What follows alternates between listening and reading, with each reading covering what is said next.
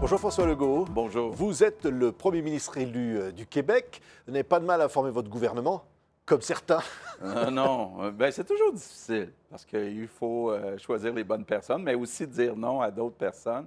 Donc, c'est toujours difficile. Donc, Oui. je comprends un peu M. Macron. Oui, parce Même que- un remaniement, c'est difficile. Oui, parce que vous avez vu Emmanuel Macron aujourd'hui Ouais. à Erevan, au sommet de la francophonie. Vous avez échangé là-dessus. Comment ça se passe entre vous, là? Ouais. On a juste eu pour l'instant une discussion informelle.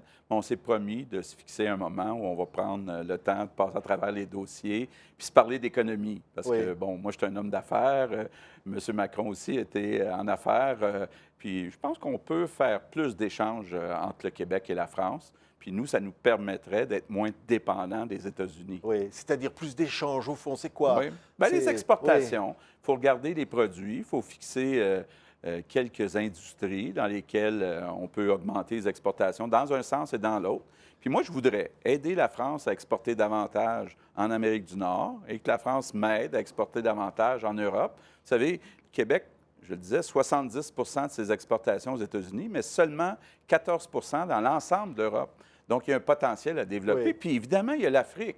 De là, l'intérêt d'être ici à Erevan, C'est ça. de pouvoir discuter. J'ai rencontré la Côte d'Ivoire, le Sénégal.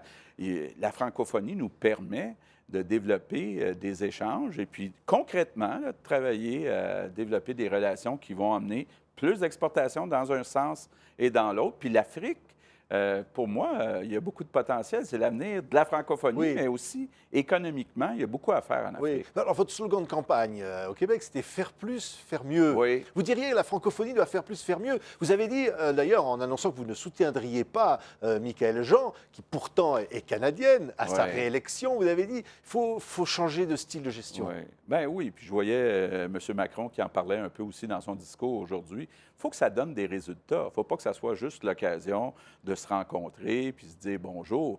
Moi, je voudrais qu'on travaille sur le numérique, comment on fait pour que le français garde sa place sur l'Internet. S'assurer aussi qu'il y ait plus d'échanges économiques à l'intérieur de la francophonie, ça viendrait justifier l'importance de la francophonie. Donc, il ne faut pas juste avoir une organisation qui se réunit quelques fois. Il faut que ça donne des résultats et il faut que ça soit efficace. Il faut que les fonds soient gérés de façon transparente. C'est pour ça que j'avais effectivement quelques questions à poser à Mme Jean. Vous n'avez pas eu visiblement les réponses, puisque vous ne l'avez pas soutenu. Oui.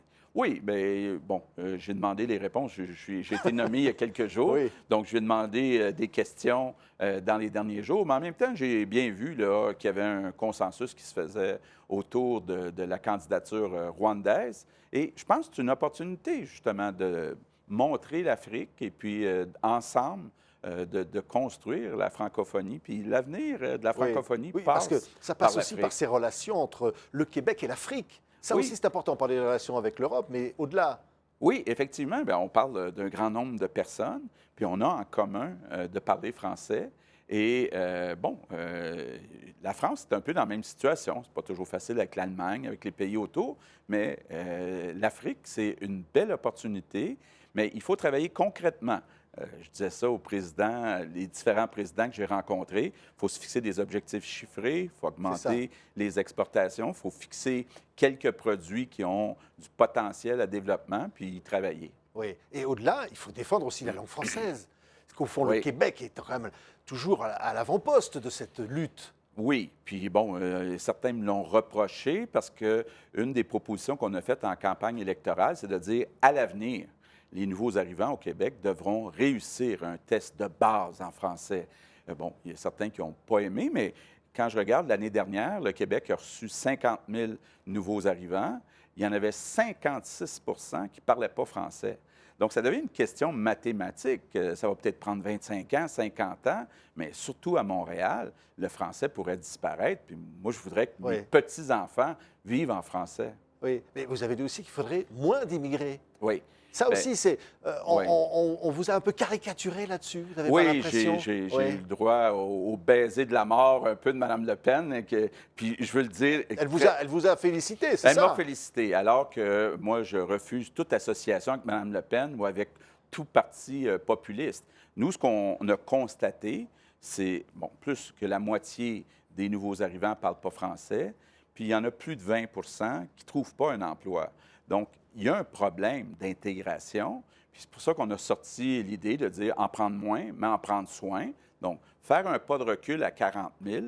Puis à 40 000, compte tenu qu'on a 8 millions d'habitants, c'est plus que la France, là, toute proportion gardée. Donc, au fur et à mesure qu'on pourra mieux intégrer aux Français puis à l'emploi, on pourra recommencer à augmenter le nombre d'immigrants. Oui. Et alors, autre fait qu'on a pu lire dans la presse française, vous l'avez lu, on vous comparait à Donald Trump. Mais oui.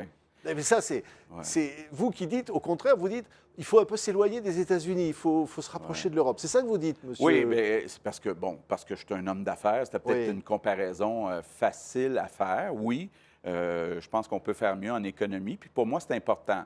Il y a peut-être presque une question d'orgueil. Le Québec est moins riche que le reste du Canada. Puis ça, j'accepte pas ça. On a des bonnes universités, on a des entrepreneurs créatifs. On peut faire mieux, on peut faire plus. C'est ça qu'on a essayé d'expliquer.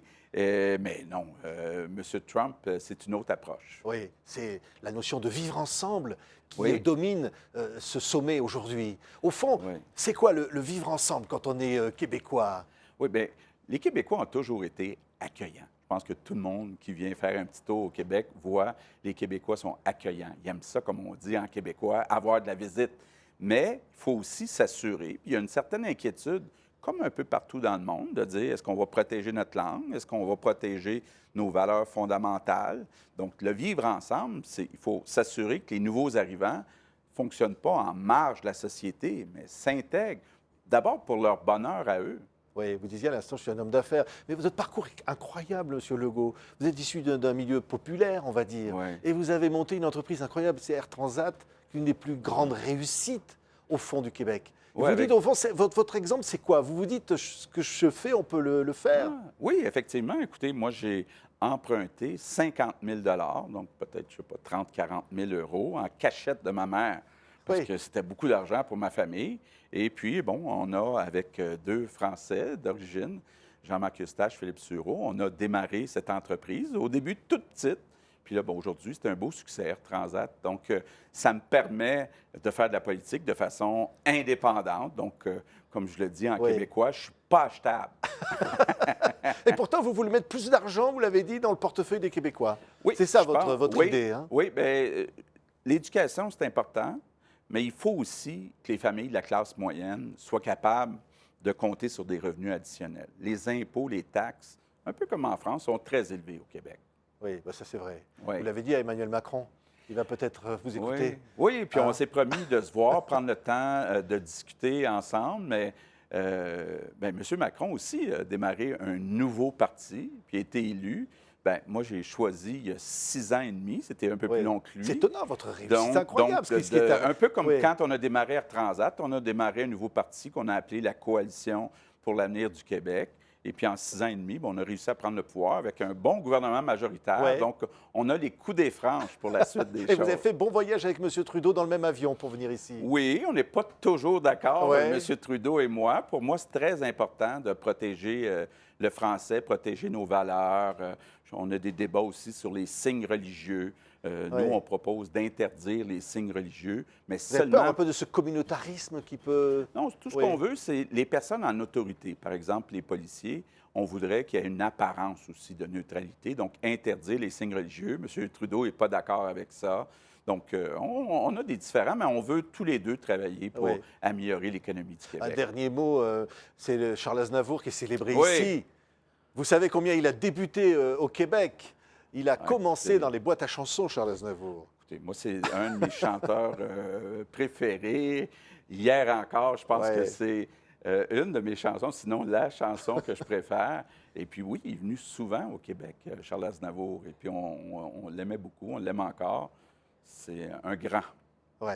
Merci beaucoup, François Legault, Premier ministre élu du Québec. Pour votre première interview sur TV5, on sera amené à se revoir avec grand plaisir. On était ici à Erevan, au 17e sommet de la francophonie. Merci, Monsieur le Premier ministre. Merci pour l'invitation et au plaisir de se revoir.